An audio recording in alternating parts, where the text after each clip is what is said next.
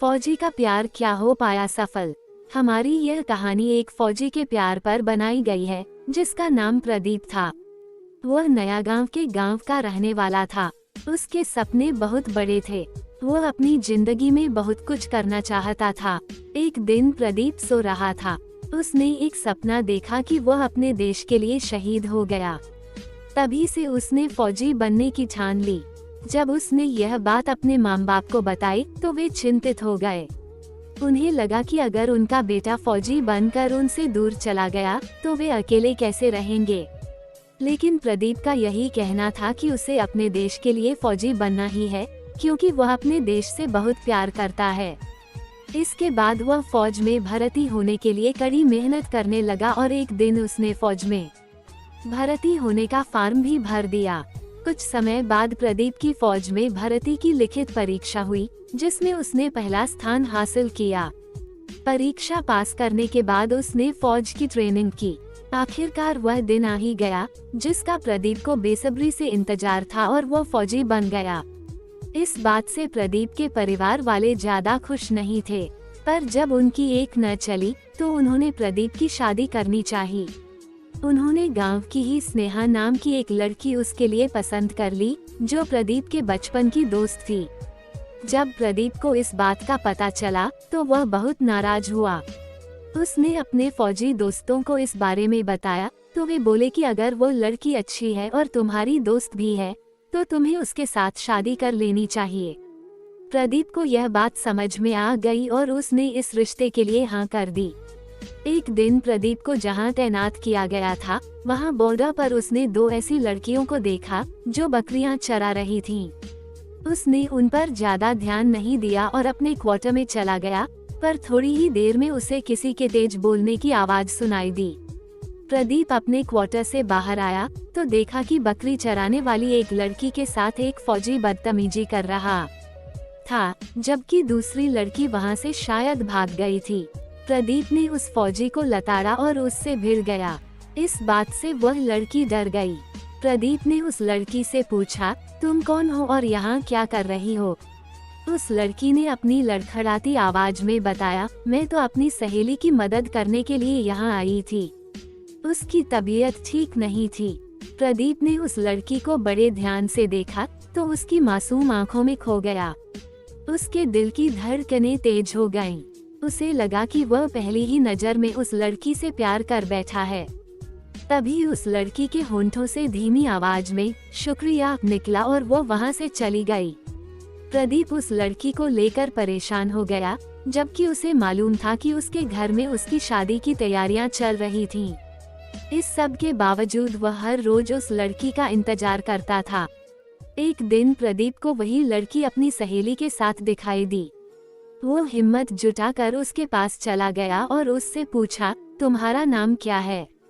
उस लड़की ने पलटकर सवाल किया, आपको मेरा नाम क्यों जानना है? प्रदीप के ज्यादा गुजारिश करने पर उस लड़की ने अपना नाम जन्नत बताया। प्रदीप बोला, तुम्हारा नाम तो बहुत अच्छा है। ऐसा लग रहा है जैसे मुझे जन्नत नसीब हो गई। जन्नत ने प्रदीप को टोकते हुए कहा, आप ऐसी बात मत कीजिए, मुझे अच्छा नहीं लगता। प्रदीप ने कहा, मैं तो सिर्फ तुम्हारी और तुम्हारे नाम की तारीफ कर रहा हूँ। जन्नत चुप रही तो प्रदीप ने पूछा, तुम कहाँ रहती हो? लाहौर में, जन्नत बोली। तो यहाँ बॉर्डर पर क्या करने आती हो? जन्नत ने बताया, यहाँ मेरी सहेली बकरियाँ चराने आती है। बहुत दिनों से उसके अब्बू बीमार हैं। मैं सहेली की मदद कर रही हूँ। प्रदीप जन्नत को अपने दिल की बात कहना चाहता था, पर डरता था कि कहीं इसके बाद वह यहाँ आना ही न बंद कर दे। लिहाजा उसने खुद को रोक लिया। उधर जन्नत भी प्रदीप को मन ही मन पसंद करने लगी थी, मगर वह भी कुछ नहीं बोली और चुपचाप वहाँ से चली गई। एक दिन प्रदीप ने अपना दिल मजबूत करके जन्नत को बोल दिया, जन्नत, जिस दिन से मैंने तुम्हें पहली बार देखा है तब से मैं तुम्हारा दीवाना हो गया हूँ। मैं तुम्हें पसंद करने लगा हूँ। तुम हर समय मेरे दिलो दिमाग पर छाई रहती हो। यह सुनकर जन्नत बोली, आप भी मुझे पसंद हैं। आपने पहली मुलाकात में मुझे उस फौजी से बचाया था, तभी से आप मुझे बहुत अच्छे लगने लगे थे। जन्नत, क्या तुम मुझसे प्यार करती हो? प्रदीप ने पूछा। हाँ, जन्नत ने जवाब दिया। इसके बाद वे दोनों रोजाना मिलने लगे। प्रदीप जानता था कि उसकी शादी कहीं और पक्की हो गई है और वह जन्नत से प्यार करने लगा है, तो उसने काफी सोच विचार करके एक दिन जन्नत से पूछा, क्या तुम मेरे साथ शादी करोगी? जन्नत ने कहा, इस बात के लिए मेरे अब्बू कभी नहीं मानेंगे, क्योंकि तुम एक हिंदुस्तानी फौजी हो और मैं लाहौर के मेयर की बेटी। यह सुनकर प्रदीप बोला, अगर तुम्हारे अब्बू नहीं मानेंगे तो हम यहाँ से दूर जाकर शादी कर लेंगे।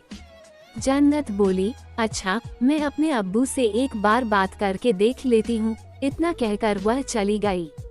कुछ दिन के बाद प्रदीप को जन्नत का लिखा एक खत मिला कि मेरे अब्बू को मुझ पर शक हो गया है कि बकरी चराने के बहाने मैं किसी से मिलने जाती हूँ, इसलिए आपको जो करना है जल्दी कीजिए। खत पढ़कर प्रदीप परेशान हो गया। उसने अपने एक साथी को बताया कि वह एक लड़की से प्यार करने लगा है और उसी से शादी करना चाहता है। लेकिन जब उस साथी को यह पता चला कि वो लड़की पाकिस्तानी है, तो वह दंग रह गया।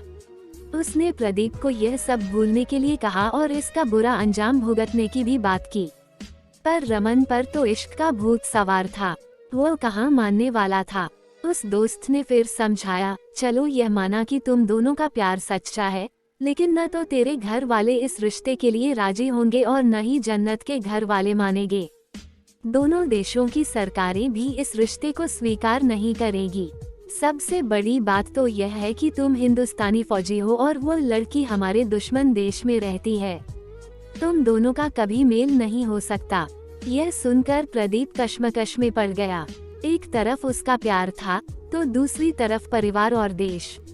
फिर उसने फैसला लेते हुए अपने प्यार के बारे में परिवार को बताने की ठानी। पर जब माँ बाप को इस बारे में पता चला, तो उन्होंने कहा कि तुम ऐसा कुछ नहीं करोगे जिससे उनके खानदान की नाक कट जाए। वो एक पाकिस्तानी लड़की है और इस घर में कभी बहू बनकर नहीं आएगी। इस सब के बावजूद प्रदीप ने जन्नत का साथ चुनना पसंद किया। उधर जन्नत के अब्बू को प्रदीप के बारे में किसी रिश्तेदार ने सब कुछ बता दिया। वे गुस्से में आग बबूला हो गए और उन्होंने जन्नत को कमरे में बंद कर दिया। जन्नत ने किसी तरह प्रदीप के लिए एक खत लिखकर उसे अपनी सहेली से प्रदीप तक पहुंचाने को कहा। प्रदीप ने वह खत पढ़ा। मेरे अब्बू ने किसी और के साथ मेरी शादी पक्की कर दी है, जल्द ही मेरा निकाह भी हो जाएगा। यह पढ़कर प्रदीप का खून खौल गया। अब उसे न देश की परवाह रही और न ही परिवार की। वो हर नियम ताक पर रखकर चोरी छिपे पाकिस्तान चला गया। वहाँ वह जन्नत से मिलने में भी कामयाब रहा और उसे बॉर्डर पार कराकर भारत ले आया। उसने सेना से इस्तीफा दे दिया। प्रदीप अपनी जन्नत को घर ले आया, पर वहाँ उसका विरोध हुआ। उसके माँ बाप ने जन्नत को अपनाने से साफ मना कर दिया। इस बात से गुस्साया प्रदीप जन्नत को लेकर वहाँ से चला गया। उधर पाकिस्तान में जन्नत के अब्बू को प्रदीप और जन्नत की पूरी खबर लग गई। वे अपने रुतबे का फायदा उठाकर भारत आए और प्रदीप के घर जाकर उन दोनों की छानबीन की। प्रदीप के माँ बाप ने उन्हें बताया कि वे दोनों यहाँ आए जरूर थे, पर हमने उन्हें घर से निकाल दिया। जन्नत के अब्बू गुस्से में इतना पागल हो चुके थे कि उन्होंने प्रदीप के माँ बाप का कत्ल कर दिया। तभी उन्हें अपने किसी खुफिया एजेंट से पता चला कि वे दोनों अपने गांव से दूर किसी कॉटेज में छिपे हुए हैं। जन्नत के अब्बू ने उन दोनों को ढूंढ लिया और एक चाल चलते हुए कहा, मुझे अपनी गलती का एहसास हो गया है, मैं तुम दोनों के रिश्ते को मंजूरी देता हूँ। यह सुनकर जन्नत बड़ी खुश हुई। उसका डर दूर हो गया और उसने प्रदीप को खाने पीने का सामान लाने को कहा। जैसे ही प्रदीप खाने का सामान लाने के लिए जाने लगा कि तभी जन्नत के अब्बू ने उसे गोली मार दी। प्रदीप बुरी तरह से जख्मी हो गया। गोली की आवाज सुनकर जन्नत भागी भागी वहां आई। उसने देखा कि प्रदीप खून में लथपथ जमीन पर पड़ा हुआ है। उसकी सांसें रुक चुकी थीं। प्रदीप को मरा हुआ देखकर जन्नत बोली, अब्बू, आपने यह क्या कर दिया? मेरी पूरी दुनिया ही खत्म कर दी।